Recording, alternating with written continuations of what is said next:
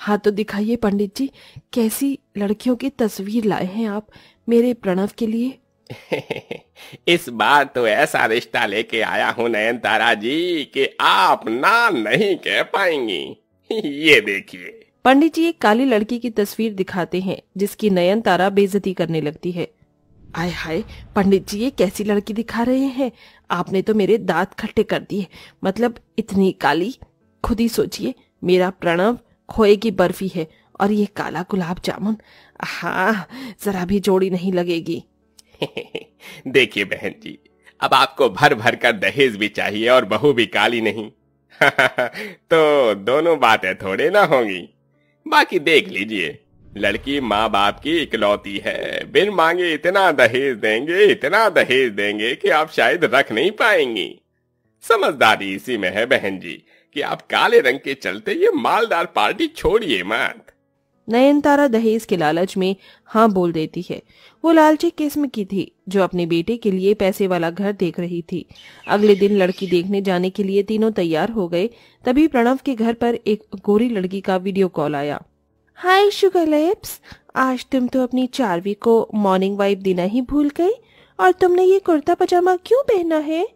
वो माँ के साथ कहीं जाना है। कहीं तुम्हारी माताश्री ने शादी वादी तो फिक्स नहीं कर दी? इतने में नयनतारा अंदर कमरे से आ जाती है जिसे प्रणव कॉल काट देता है। चार्वी, माँ आ रही है, मैं करता हूँ बाद में। काट दिया मेरा कॉल। काट दिया तो काट दिया, हो केयर्स। मर जावा गुड़ खा के। कितना स्नाट और भेरी भरी ब्यूटीफुल लग रहा है मेरा प्रणव। माँ, स्मार्ट नहीं स्मार्ट होता है। हाँ, मैं भी तो वही बोल रही थी। अरे अब जल्दी से चलो भाग्यवान। हाँ, चलिए, बाजार से छोटी मोटी फल की टोकरी, आधे किलो की मिठाई का डिब्बा और 200 के सूट थमा देंगे और कर लेंगे रिश्ता पक्का। ठीक है ना जी? ये कंजूस औरत कभी नहीं बदलेगी। सब लड़की के घर आते हैं जहाँ पार्लर वाली मुंह टेढ़ा बनाकर मेकअप कर रही थी। उफ, मैंने आज तक इतना काला और डल फेस नहीं देखा। इन पर तो मेकअप भी नहीं दिख रहा। ऐसा करो, भर भर कर पाउडर लगा दो, पर अच्छा मेकअप करना ताकि लड़के वाले को पसंद आ जाए। भगवान जब एक लड़की को काला बना देता है तो उसे बहुत ही कठिनाइयों से गुजरना पड़ता है। इस दुनिया जमाने में भी कड़वे ताने सुनने पड़ते हैं। बहन जी, भाई साहब, ये मेरी किरण है, मेरे दिल का टुकड़ा, मेरा सब कुछ इसी का है। ये सुनकर किरण की होने वाली सास की आंखें लालची लोमड़ी जैसी चमक जाती हैं। घर तो अच्छा खासा बना रखा है, ऊपर से ये काला खट्टा। इकलौती बेटी है, मुंह खोलकर दहेज के मांगना, इज्जतदार लोग लगते हैं खुद ही देंगे। बहन जी, क्या विचार किया आपने? हमारी बिटिया आपको पसंद तो है? अब बहन जी, हमें लड़की पसंद है, बस शादी की तैयारी कीजिए। दोनों परिवार में शादी की साज सजावट और रस्में शुरू हो जाती हैं। किरण दिल में हजारों सपने लेके विदा होकर ससुराल आती है, जहां आरती की थाली लिए नयनतारा खुद में खुशी मनाते हुए मुस्कुरा रही थी। अपनी काली बहू के दहेज लेकर आने के कितने सपने देखे थे मैंने, आज सब पूरे होंगे। एसी, कूलर, फ्रिज, ट्रक भर के सामान आएगा मेरे घर में। फिर इस पुराने से डिब्बे फ्रिज को मैं फेंक दूंगी, चलता भी नहीं, और मस्त एसी लगाकर अपने कमरे में मजे से सोऊंगी।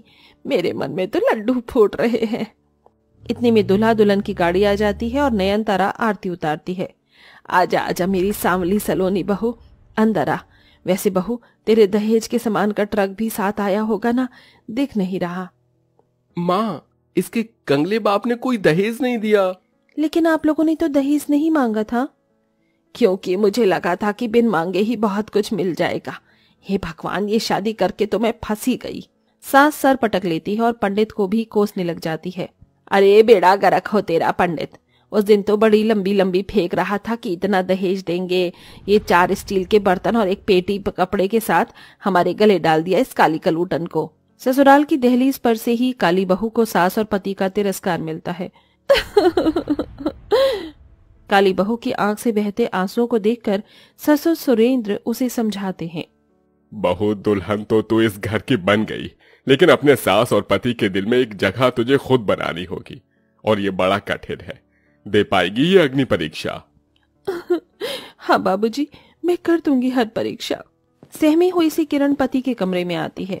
जी, मैं अपना सामान कहाँ रखूं? रख दो मेरे सिर पर। मेरी जिंदगी तो तुमने बर्बाद कर ही दी, मगर मेरे कमरे में तेरे लिए कोई जगह नहीं है, समझी? अजी, मैं आपकी पत्नी हूँ। अग्नि के 7 फेरे लेकर आपने मुझे ये दर्जा दिया है।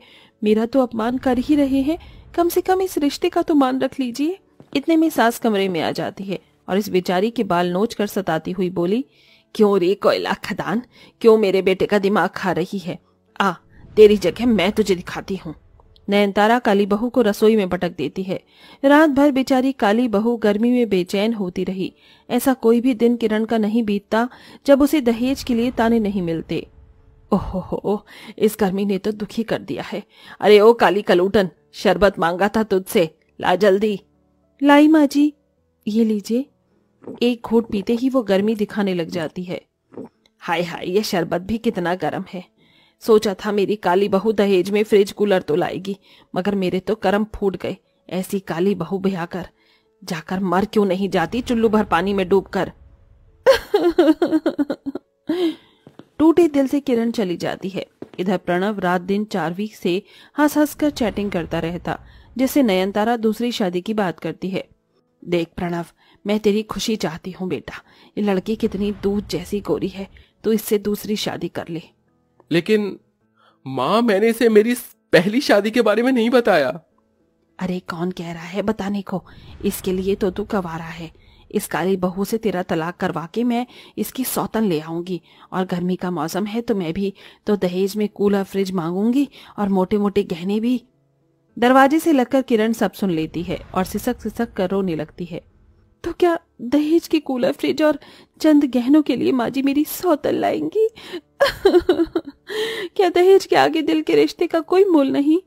अगले दिन चोरी चोरी दोनों चारवी के घर आते हैं, जहां नयनतारा उसके घर को घूर घूर के देखकर बोलती है, कितनी ठंडक है यहाँ, काफी इम्पोर्टेड एसी लगती है, तभी तो इतना चिल्ड कर रखा है घर। पैसे भी तो मोटे लगे हैं इसमें, और गर्मी में मेरा दम निकलता है, एसी के बिना आदत नहीं।